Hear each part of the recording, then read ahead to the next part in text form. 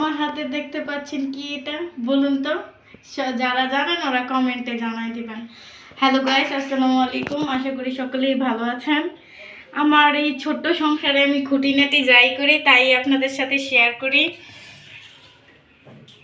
এখানে একটা পাকিস্তানি মুরগি নিয়ে আসছিল, আর ওই মুরগি থেকে এই ডিমগুলা পাওয়া গেছে। এখন ভাবলাম যে এই ডিমগুলা ভাজি করি।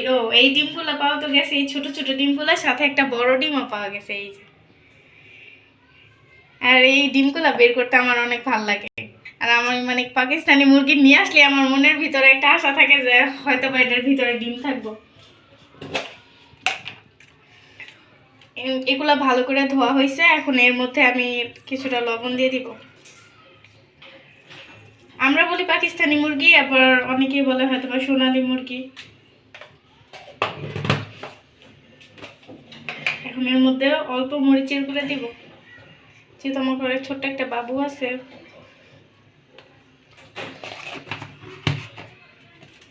এর মধ্যে হলুদের গুঁড়া দিব, সবই অল্প অল্প করে দিব।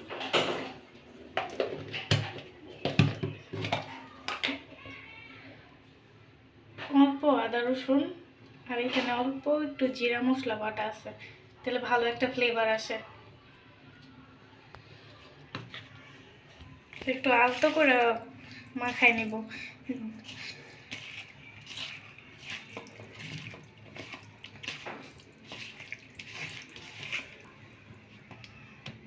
এই তো আমার মাখানো কমপ্লিট। এখন আমি এটা তেলের মধ্যে ভাজি করব।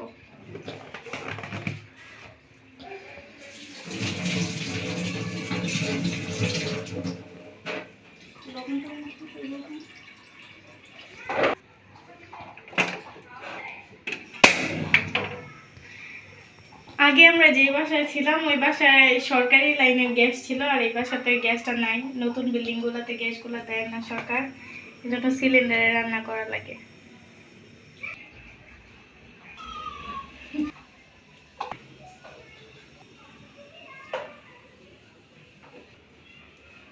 কত পিচ্ছি একটা ডিম।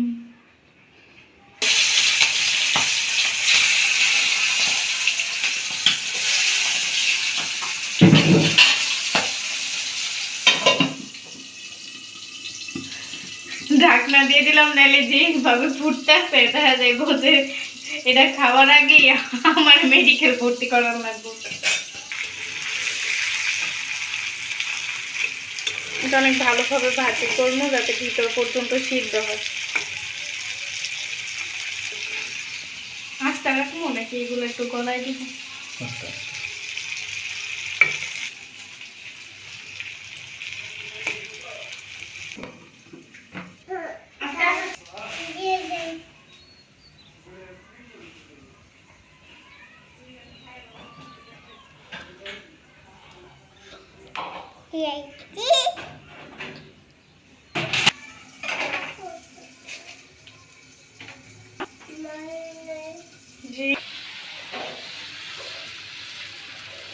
ভাজা ভাজা হইতেছে। একটা ডিম আবার ভেঙে গেছে, এই যে আরেকটাও ভেঙে দেব, বুঝছেন?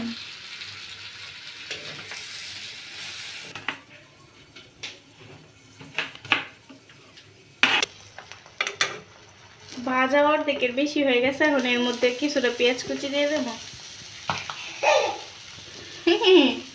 পেঁয়াজ কুচিটা মুখের মধ্যে লাগলে পরে ভালো লাগে খাইতে।